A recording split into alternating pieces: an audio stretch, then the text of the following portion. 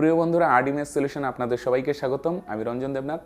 আজকে আমি অনুপাত সমানুপাতের উপর খুব ইম্পর্টেন্ট কয়েকটি প্রবলেম সলভ করব, যেগুলো চাকরি পরীক্ষায় বারবার আসে এবং সেগুলো বিশেষ কিছু পদ্ধতির মাধ্যমে সলভ করা হবে। তো ফ্রেন্ডস, একদম স্কিপ নয়, সম্পূর্ণ ভিডিওটি দেখতে থাকুন, আশা করি ভালো লাগবে।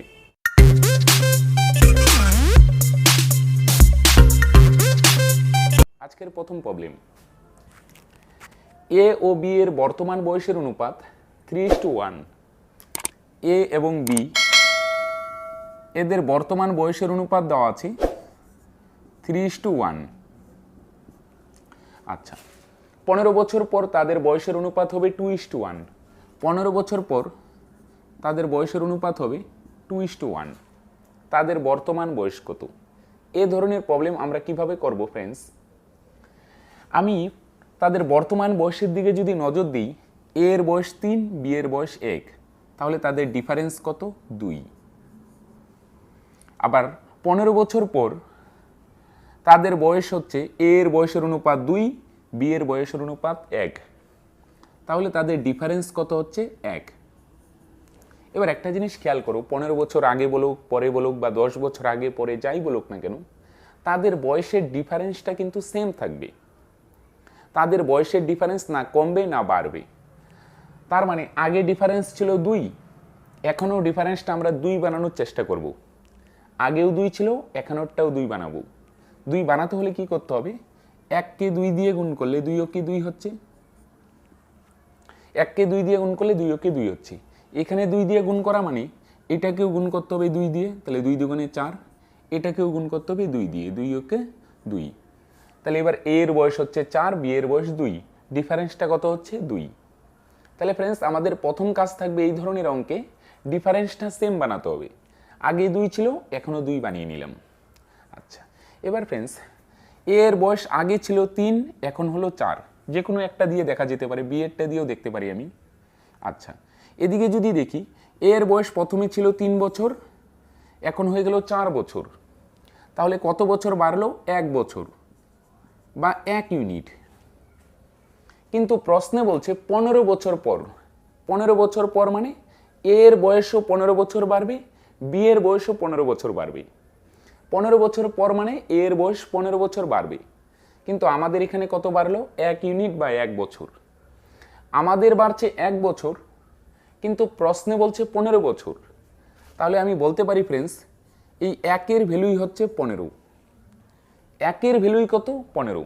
কেন? আমাদের বাড়ছে 1 বছর, কিন্তু প্রশ্নে বলছে 15 বছর বাড়বে।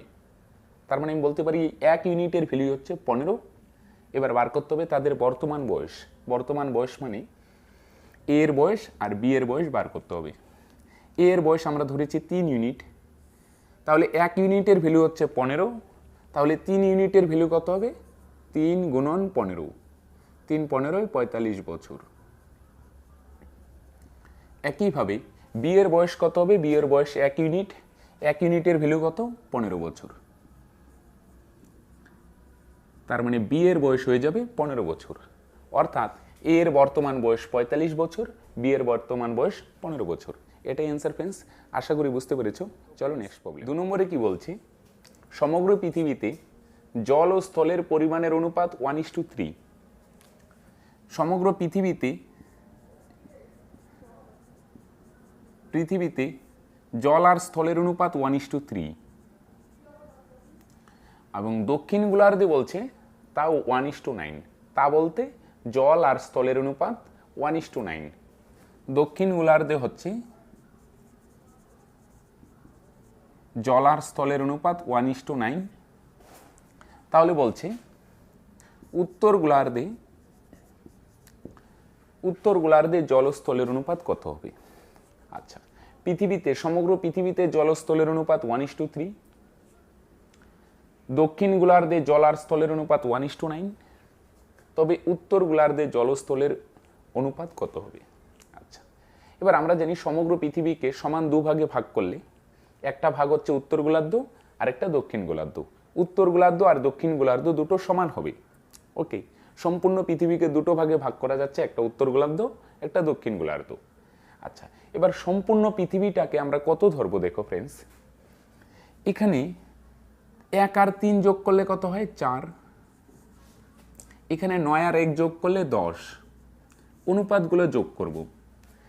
3 আর 1 যোগ করলে 4, আর এখানে 9 আর 1 যোগ করলে 10। 4 আর 10 এর লসাগু কত হয়? 20। 4 আর 10 এর লসাগু 20। তাহলে ফ্রেন্ডস আমরা দক্ষিণ গোলার্ধটাকেও ধরে নিব 20 ইউনিট, দক্ষিণ গোলার্ধ 20 ইউনিট, উত্তর গোলার্ধটাও 20 ইউনিট। 4 আর 10 এর লসাগু 20 হয়, যে কোনো ধরে করা যেতে পারে। তাহলে ক্যালকুলেশনটা সহজ করার জন্য আমরা এই দুটোর লসাগু ধরে নিলাম। 4 আর 10 এর লসাগু 20, আমরা ধরে নিলাম দক্ষিণ গোলার্ধটাও 20 ইউনিট, তাহলে উত্তর গোলার্ধটাও 20 ইউনিট। তাহলে সম্পূর্ণ পৃথিবী কত ইউনিট হবে? এই দুটো যোগ করলেই পাওয়া যাবে 20 20 40 ইউনিট। তাহলে উত্তর গোলার্ধ 20 ইউনিট, দক্ষিণ গোলার্ধ 20 ইউনিট, তাহলে টোটাল পৃথিবীটা হবে 20 20 40 ইউনিট। আচ্ছা, তাহলে ফ্রেন্ডস সম্পূর্ণ পৃথিবীতে যদি বলি জল কতটুকু আছে, প্রথমে টোটাল 40 ইন্টু জল বার করতে গেলে জলের অনুপাত উপরে, নিচে দুটো যোগফল, 3 আর 1 যোগ করলে 4, নিচে অনুপাতের যোগফল, আর উপরে লিখতে হবে যেটা বার করছি। আমি জল বার করতে চাচ্ছি, জলের অনুপাত উপরে, 4 দশে 40, তার মানে জল আছে 10 ইউনিট।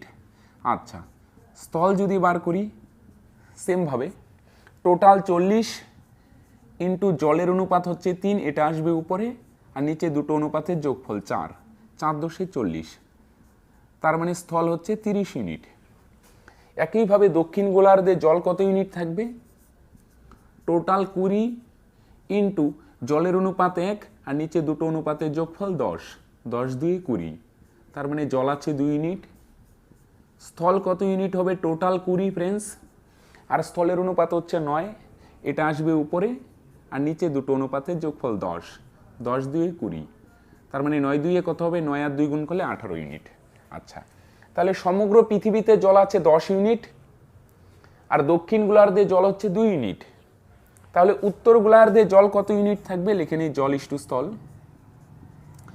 উত্তর গোলার্ধে জলের পরিমাণ কিভাবে বার করব?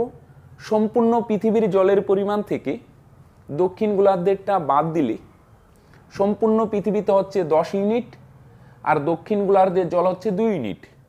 সম্পূর্ণ পৃথিবীটার থেকে দক্ষিণ গোলার্ধেরটা মাইনাস করলে উত্তর গোলার্ধেরটা বেরিয়ে আসবে। তাহলে 10-এর থেকে 2 মাইনাস করলে 8, তার মানে উত্তর গোলার্ধের জল আছে 8 ইউনিট। ইস্টু স্থল কত ইউনিট হবে? সমগ্র পৃথিবীতে আছে 30 ইউনিট, আর দক্ষিণ গোলার্ধে আছে 18 ইউনিট। সম্পূর্ণ পৃথিবীটার থেকে দক্ষিণ গোলার্ধেরটা মাইনাস করব। 30-এর থেকে 18 মাইনাস করলে কত হবে? 12। এটা উত্তর গোলার্ধের জলের পরিমাণ, এটা স্থলের পরিমাণ। এবার ছোট করলে 4 দিয়ে ভাগ করলে 2, 4 দিয়ে ভাগ করলে 3, তার মানে উত্তর গোলার্ধে জল ও স্থলের অনুপাত হচ্ছে 2:3। এটাই অ্যান্সার ফ্রেন্ডস, আশা করি বুঝতে পেরেছো। চলো ফ্রেন্ডস 3 নম্বরে কি বলছে?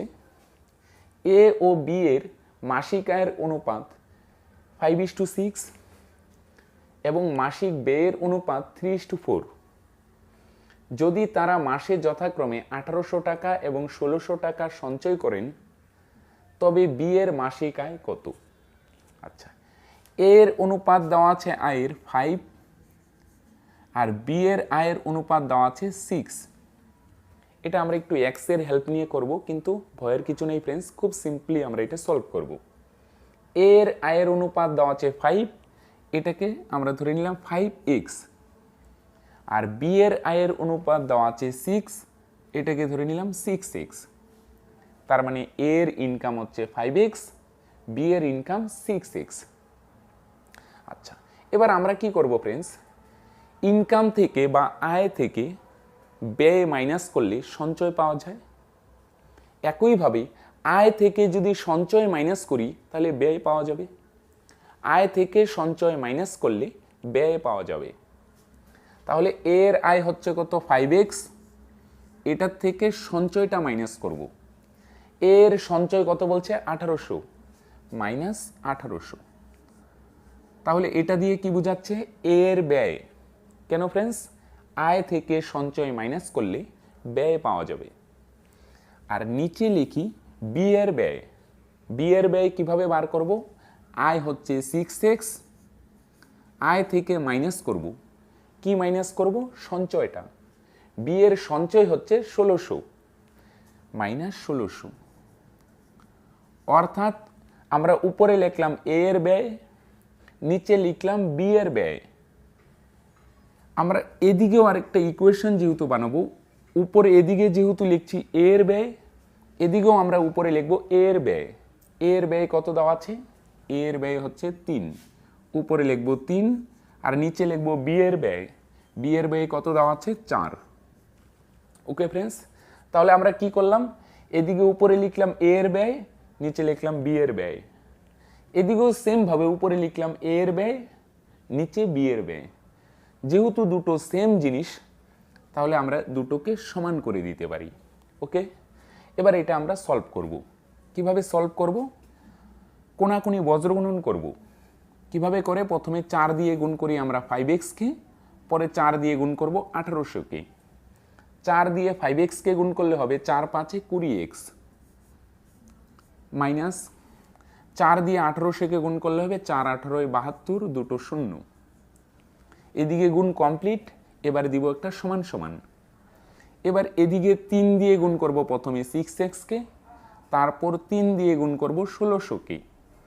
3 দিয়ে 6x কে গুণ করলে হবে 3 6 18x, মাইনাস 3 দিয়ে 1600 কে গুণ করতে হবে। এবার 3 দিয়ে 1600 কে গুণ করলে হবে 4800, 3 16 48 আর দুটো শূন্য। এবার এক্স গুলো বাদিকে নিয়ে আসবো, সংখ্যাগুলো ডান দিকে। এক্স গুলো বাদিকে নিয়ে আসলে 20x থেকে 18x মাইনাস করতে হবে। 20x থেকে 18x মাইনাস করলে হবে 2x, সমান সমান 7200 কে ওই পারে নিয়ে আসলে 7200 থেকে 4800 মাইনাস করতে হবে। 7200 থেকে 4800 মাইনাস করলে হবে 2400। এবার আমরা 2 দিয়ে 2400 কে যদি ভাগ করে দিই তাহলে কত হচ্ছে? 1200। তার মানে x এর ভ্যালু বেরিয়ে আসলো 1200। এবার আমাকে বার করতে হবে বি এর মাসিক আয়। বি এর মাসিক আয় আমরা কত ধরেছি? 6x। তাহলে আমরা কি করব? এখানে 6 লিখব, ইনটু x এর জায়গায় x এর ভ্যালুটা বসিয়ে দেব। x এর ভ্যালু কত? 1200। তার মানে x এর জায়গায় আমরা লিখব 1200। এবার 6 দিয়ে 1200 কে গুণ করলে 6 12 72 আর দুটো শূন্য, অর্থাৎ বি এর আয় বেরিয়ে আসলো 7200 টাকা। এটাই অ্যান্সার ফ্রেন্ডস। তো ফ্রেন্ডস আজকে এই পর্যন্তই। আমার এই ভিডিওটি ভালো লাগলে ভিডিওটি অবশ্যই লাইক ও শেয়ার করবেন। তো চলো ফ্রেন্ডস, ভিডিওটি দেখার জন্য থ্যাঙ্কস।